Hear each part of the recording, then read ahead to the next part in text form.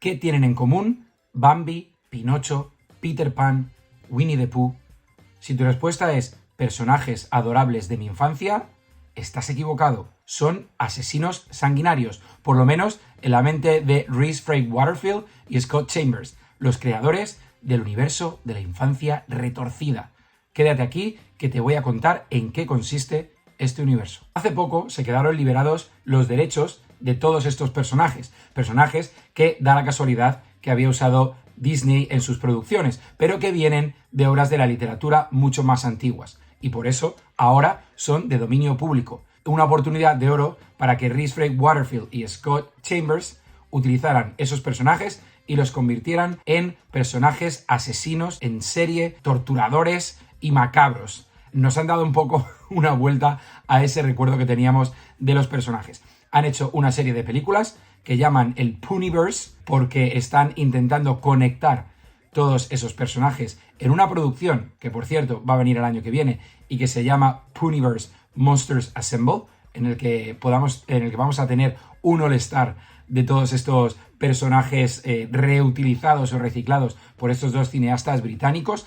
La última que hemos podido ver ha sido Peter Pan, Pesadilla de Nunca Jamás, que es la que os vengo a contar, pero antes de esta Peter Pan hemos tenido Winnie the Pooh 1, Sangre y Miel, y Winnie the Pooh 2, El Bosque Maldito. Son películas, que han ido creciendo un poquito en presupuesto a medida que este movimiento se ha ido haciendo más famoso. Winnie the Pooh 1, si no la habéis visto, desde aquí, sinceramente, no la veáis, porque tiene una factura bastante cutre y la historia tampoco es que sea demasiado entretenida. Sin embargo, se nota que en la segunda parte había ya más dinerito y es una película mucho más entretenida, con muchos más personajes, con muchas más muertes y con mucho más medios económicos que hacen que esas muertes sean un poquito más interesantes, digamos, ¿no?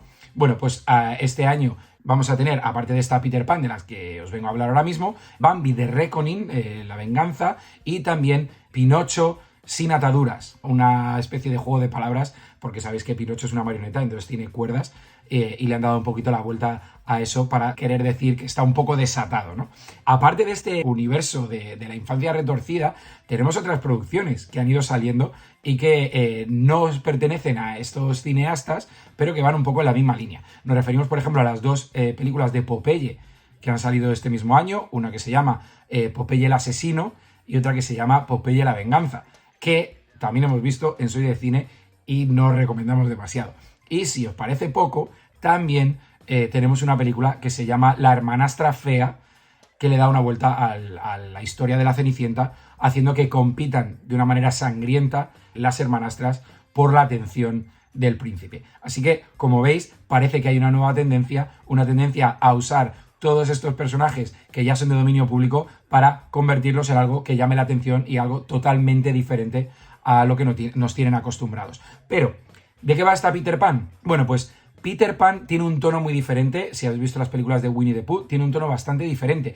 Es una película que se toma más en serio a sí misma. Eso puede ser algo negativo, porque los que nos gustan este tipo de producciones tan gore, serie B, slasher chorra, vamos a lo que vamos, a divertirnos y a que sea un despropósito y que nada tenga sentido, simplemente por la diversión de lo que estamos viendo.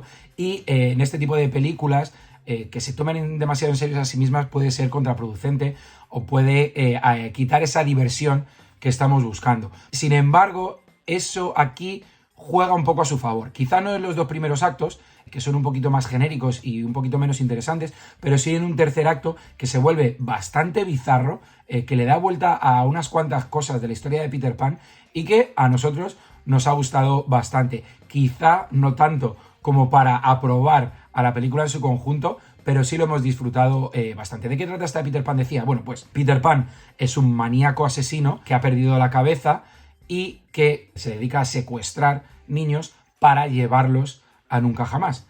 Que el eufemismo de llevarlos a nunca jamás, pues significa que se los carga, que mata a los niños y dice, lo voy a llevar a nunca jamás, que significa me lo voy a cargar. Tampoco hay mucho más. Alguna muerte un poquito más explícita, un poquito gore, tampoco abusa demasiado del gore, pero es verdad que en el tercer acto se sucede dentro de una casa muy sucia, todo muy, muy sórdido, que genera bastante tensión, y lo que más nos ha gustado es el personaje de Campanilla, porque Campanilla es una adicta, una drogadicta, tiene un aspecto muy desmejorado, un pelo sucio, una persona mayor, que se inyecta polvo de hadas. Una metáfora, bueno, heroína, pero ahí pone polvo de hadas, que es lo que se está inyectando esta Campanilla. Algo muy sórdido, como digo, muy bizarro, que hace que le dote de una dimensión un poco diferente a esta película.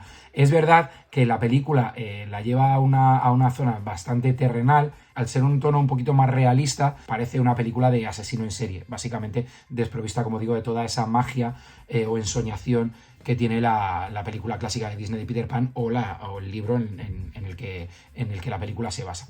Ya digo, es una recomendación solo si os gusta, bueno, pues la serie B, como nos gusta a nosotros, si os gusta la casquería, si os gustan los slashers un poco chorras y desinhibidos. Ya digo, si queréis adentraros en este universo, porque vienen todavía más producciones. Tenemos mucha curiosidad por saber qué van a hacer con Bambi, cómo se va a gestionar esa película.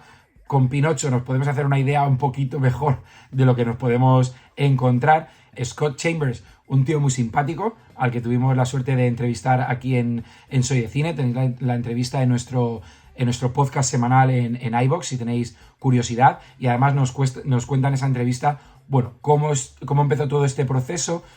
Un tío que tenía las ideas muy claras, que quería hacer cine, que no se había formado para ello, que esto quizá no sea algo muy positivo, pero sí que, bueno, como productor, que es como empezó a producir muchas películas, mucha serie B. Él cuenta que cuando hicieron la película de Winnie the Pooh, ese año habían hecho otras 30 películas y que no esperaban gran cosa, y sin embargo, de un día para otro, tal cual, se dio cuenta de que la película se había hecho viral y entonces había conseguido su objetivo, que ahora se está traduciendo en muchas más producciones, cada vez con un poquito más de dinero, y con lo cual cada vez lucen un poquito mejor.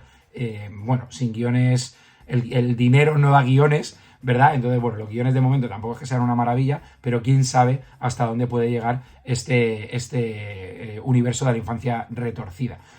Si no os habéis suscrito al canal, hacedlo, que no os cuesta nada y a nosotros nos ayuda un montón. Si queréis pasaros por nuestro podcast en iVoox, que sorteamos una entrada doble todas las semanas para ir al cine, a las salas o cine, a la película que queráis.